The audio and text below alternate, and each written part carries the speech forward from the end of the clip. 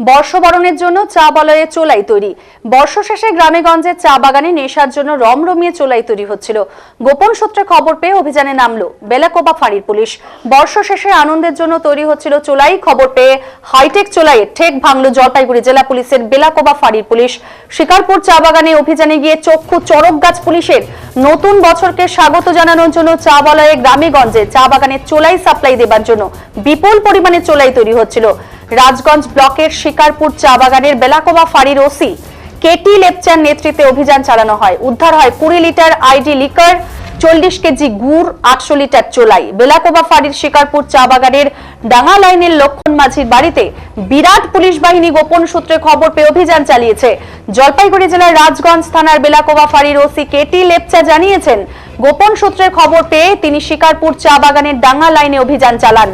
শিকারপুর চা বাগানের লক্ষণ মাঝির বাড়ির পেছনে চোলাই তৈরি করা হচ্ছিল। দেখে কখনোই মনে হবে না সেখানে চোলাই তৈরি হচ্ছে। একটি বড় চৌবাচ্চা বানানো হয়েছিল, সেই চৌবাচ্চার মধ্যে প্রচুর পরিমাণে প্লাস্টিকের ড্রামে চোলাই মজুত করা ছিল। ড্রামগুলো প্লাস্টিক দিয়ে ঢেকে রাখা ছিল। পুলিশের অভিযানের খবর পেয়েই পালিয়ে যায় বাড়ির মালিক, তার খোঁজে তল্লাশি চালাতে পুলিশ।